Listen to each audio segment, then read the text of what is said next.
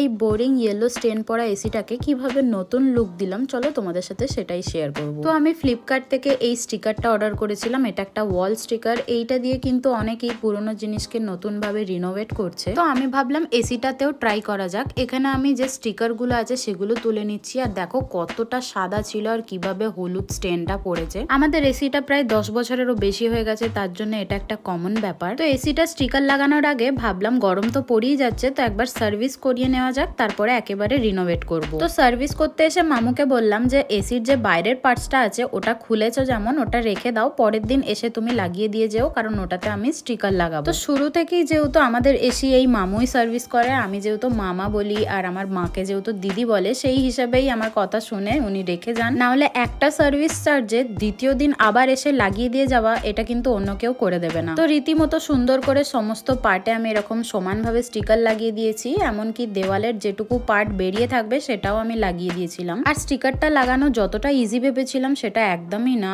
অনেকটাই টাফ ছিল, কারণ বারবার ভাঁজ পড়ে যাচ্ছিল। তো পরের দিন এসে মামু পুরোপুরি ফিটিংস করে দিয়ে যায়। আর ওনারও এতটাই পছন্দ হয় যে ছবি তুলে নিয়ে যাচ্ছে আর বলছে আমি দেখাবো যে এত সুন্দর একটা পুরনো এসি নতুন হয়ে যেতে পারে। তাও আবার এটা বাড়িতেই করা হয়েছে, কোনো দোকানে দিয়ে না, এটা তো বোঝাই যাচ্ছে না। তো দেখো এটা হচ্ছে ফাইনাল লুকটা। খুব সুন্দরভাবে ফিনিশিংটাও এসেছিল। ভাবলাম ঘরটা নতুন হয়েছে তো এসিটাই বা কেন হবে না। আইডিয়াটা কেমন হয়েছে তোমরাও কমেন্ট করে কিন্তু জানিও।